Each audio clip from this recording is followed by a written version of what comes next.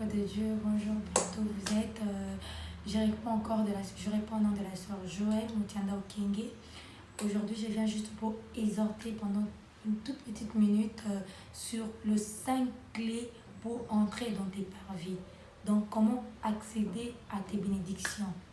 Et nous allons lire sur Jean 11, 9 à le verset 9 jusqu'à 11. Et moi, je vous dis, demandez et on vous donnera, cherchez et vous trouverez, frappez et on ouvrira. Car quiconque demande reçoit, et celui qui cherche trouve, et l'on trouve à celui qui frappe. Quel est parmi vous le père qui donnera une pierre à son fils? Je m'arrête là. C'est pour dire que tout ce que nous demandons, Dieu écoute. Mais nous devons savoir comment demander à Dieu. Comment chercher vraiment la face de Dieu. Nous parlons plus, nous demandons plus de choses à la fois. Mais nous devons être précis sur ce que nous demandons. Aujourd'hui, nous allons parler de 5 clés qui sont efficaces, qui te permettra d'accéder dans tes parvis. Premièrement, nous allons parler de l'amour de Dieu. La parole de Dieu déclare: Dieu a tant aimé le monde qu'il a donné son Fils unique, afin que quiconque en lui croit ne périsse point, mais qu'il y ait la vie éternelle. Dieu est amour. Et en retour, nous aussi, nous devons être amour. Nous devons aimer Dieu. Nous devons évangéliser. Nous devons faire ce que Dieu aime que nous puissions faire. Nous devons être comme Dieu. Nous devons marcher comme Dieu. Nous devons parler comme Dieu. Nous allons voir ça dans 1 Timothée 4 et Colossiens 3. Ce que Dieu aime et ce que Dieu n'aime pas. Nous devons faire des choses comme Dieu. L'amour. L'amour couvre tout. L'amour est plus fort que tout. Nous devons marcher comme Dieu, au fait. Nous devons avoir de l'intimité, de l'alliance avec Dieu. Cet lien fort avec Dieu. Nous ne devons pas négliger le royaume de Dieu. Au contraire, nous devons inviter les âmes à être sauvées. Nous devons appeler le faible à devenir fort. C'est ça l'amour de Dieu. Des personnes qui aiment l'avancement du royaume. Des personnes qui prient non seulement pour leurs besoins, mais qui prient pour les autres. Les personnes qui parlent de la part de Dieu. Deuxième sorte de l'amour, c'est l'amour du prochain. Dieu est amour. Tu aimeras ton prochain comme toi-même. Aimons-nous les uns les autres. L'amour du prochain. Est-ce que tu aimes ton prochain? Comment tu peux dire si ton ami a fait du mal ou ton ami commet quelque chose de mal, tu pars chercher d'autres personnes pour le mamabénaï? Non. Nous devons prier pour les uns pour les autres. Est-ce que tu prends ton temps pour prier pour la personne qui est à côté de toi? L'amour du prochain, c'est quand quelqu'un commet du mal et que tu l'appelles en secret, tu le corriges et que tu t'agenouilles pour lui. L'amour du prochain, c'est quand tu ne parles pas du mal de ton copain, de ta copine. C'est ça l'amour du prochain. Est-ce que tu es sûr que tu as l'amour du prochain? L'amour du prochain n'est pas égocentrisme. Mais l'amour du prochain, c'est appeler les gens à être sauvés, à changer. C'est ça l'amour du prochain. Aimons-nous les uns les autres. Tout passera, mais Dieu ne passera pas. C'est que l'amour aussi ne passera pas, parce que c'est le premier commandement. Aimons-nous les uns les autres. Tu manges, tu t'habilles bien. Est-ce que de ton côté, est-ce que ton ami mange? Est-ce que ton frère mange? Est-ce qu'il s'habille bien? Point d'interrogation. Es-tu égoïsme? Cherchons l'amour du prochain. Cherchons à servir Dieu, au fait. Servons Dieu avec tout notre cœur. Même pas l'église, mais servons Dieu en priant pour les autres en secret. Servons Dieu. Deuxièmement, c'est la sanctification. Vous allez lire dans 1 Timothée 5, le verset 23. La sanctification, une vie remplie de sainteté. Nous disons tous que tout ça va sainteté. Alors, moi je dirais ce matin que tout ça, c'est que nous sommes des impurs. Même la parole de Dieu déclare, la chair est faible, mais l'esprit est bien disposé. C'est quand tu appelles à l'aide au Saint-Esprit que le Saint-Esprit t'aide. Mais quand tu n'appelles pas l'aide au Saint-Esprit, le Saint-Esprit ne t'aidera jamais. Nous devons passer tous par un brisement total. Parce que le jour de l'enlèvement, que tu ne dis pas à ceux qui n'avaient pas qui, le temps est proche. Jésus revient bientôt. Hier, il y avait un évangile qui nous prêchait sur les 5 vierges, les 10 vierges, les 5 folles, les 5 sages. Pendant qu'il attendait leur époux, l'époux n'arrivait pas, tardait. Mais le jour où l'époux arrivait, les 5 folles étaient restées. Marchons dans la sanctification. Demandons au Saint-Esprit, invoquons le Saint-Esprit. C'est ni par la force, ni par la puissance, mais c'est par mon esprit Dieu dans les armées.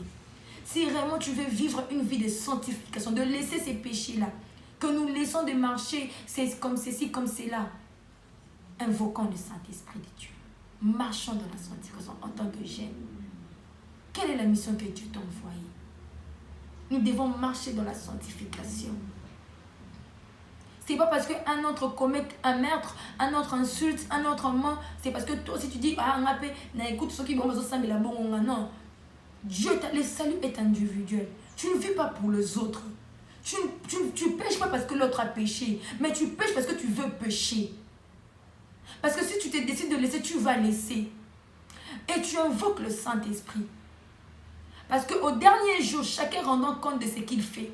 Non, tu ne diras pas ça. Le passé est passé. Corrigeons nos erreurs maintenant. Il est temps de corriger nos erreurs. Troisièmement, je dirais, c'est la prière. Invoque-moi, je te répondrai. Nous allons lire dans Jacques 11. Dieu va rien refuser. C'est la prière. Soyons de femmes et de hommes de prière. Passons plus notre temps dans l'intimité avec Dieu, en secret, en cherchant la face de Dieu. David a dit, je suis dans la joie, comme il dit, allons dans la maison de l'Éternel. Priez sans cesse. La prière, c'est l'arme le plus efficace. Une personne qui prie dans le secret, c'est une personne qui est revêtue de puissance. Une personne qui prie avec tout son cœur, j'ai bien dit tout son cœur, avec piété. Une personne qui cherche la face de Dieu. C'est une personne qui est appelée à de grandes choses. Une personne qui prie pour les autres, qui intercède pour les autres. C'est ça une personne qu'on a besoin. Une personne qui prie attire d'autres personnes à la prière. Soyons des hommes et des femmes de prière. Passons plus notre temps. Le téléphone passera, WhatsApp passera, les gens passeront, mais Dieu ne passera jamais. La prière, l'arme le plus efficace. La prière. Cinquièmement, je dirais, c'est la louange.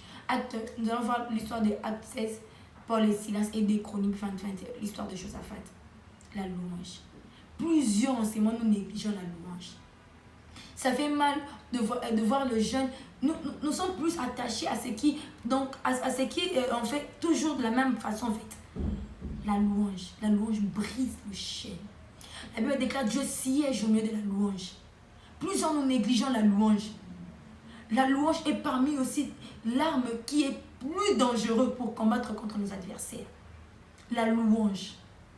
Ce sont des personnes qui louent l'Éternel. Oh, que mon âme bénit l'Éternel et n'oublie aucun de ses bienfaits. Du milieu de ses actions de grâce et les cris de réjouissance, je les multiplierai et ne diminueront point. Je les honorerai et ne seront point méprisés. La louange. Louons l'Éternel pendant que les gens dorment.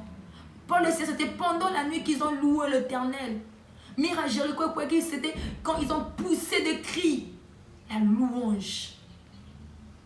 Là où les choses ne fonctionnent pas, essaye la louange. Quand tu vois tout est bloqué, essaye la louange. Quand tu vois que rien ne marche, essaye la louange. La louange déclenche les merveilles, les surnaturels. La louange, c'est quand Dieu siège. C'est la louange. Ce sont des hommes qui louent l'Éternel. Louons l'Éternel avec tout notre cœur. Tu dis, Seigneur, face à ces problèmes, moi je te lève. Seigneur, face à ces problèmes, face au problème de ma famille, Jésus, je te lève, Seigneur. Toi, lève-toi. Regarde la parole de Dieu, quand Dieu s'élève, Ses ennemis se dispersent, ça va fuir devant sa face. Dieu doit s'élever. C'est la louange. Louons Dieu. Dans son tobini la kanzambe. Et pour clôturer, c'est la méditation de la parole de Dieu. Que ces livres de l'homme ne s'éloignent point de ta bouche. Médite les jours et nuits. Tout ce que nous voudrons ici sur terre, c'est dans la parole de Dieu. Méditons la parole. Méditons la parole de Dieu. Nous sommes jeunes. Nous passons plus de temps à chatter, à faire de n'importe quoi, à marcher, à sortir. Mais peu méditent la parole de Dieu. C'est bien de lire, mais de méditer et de mettre en pratique. Mettons en pratique la parole de Dieu. Les lois et les ordonnances de Dieu.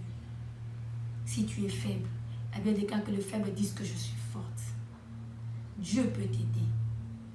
Demande à Dieu, Seigneur, donne-moi la force de méditer la parole. Et surtout de le mettre en pratique. Que j'obéisse à ta voix. Prenons le temps d'écouter Dieu, d'avoir plus de révélations. Peut-être dans les domaines qui ne marchent pas dans cette relation amoureuse où tu voulais te marier. Parce que tu n'as pas encore demandé Dieu. Quand tu demandes à Dieu, tu t'enfermes, tu demandes à Dieu en méditant la parole, en priant, en marchant dans la sanctification. Dieu va te répondre. Peut-être que Dieu te répond, mais on épreuve. Pour ces domaines-là, parfois ça demande juste la méditation de la parole de Dieu et de le mettre en pratique. Méditons. Soyons des hommes et des femmes de révélation qui sont revêtus de la puissance de Dieu et qui voient des choses. Si tu ne veux pas échouer demain dans la vie, pratique ces 5 clés. Si tu ne veux pas échouer dans la vie, fais en sorte que tu puisses voir que Dieu te révèle des choses. Seigneur, dis Seigneur, révèle-moi tout ce qui est caché. Montre-moi ma destinée. Dieu est un bon. Azar papa ma lampe. Dieu n'est moins chaman. Dieu est fidèle. Même là où tu es, Dieu peut te bénir. Partout. Ça demande juste que tu sois au bon moment, au bon endroit. À l'heure qu'il faut. Que Dieu puisse vous bénir. Abonnez-vous encore massivement. Que Dieu vous bénisse abondamment. Bye bye et bonne journée.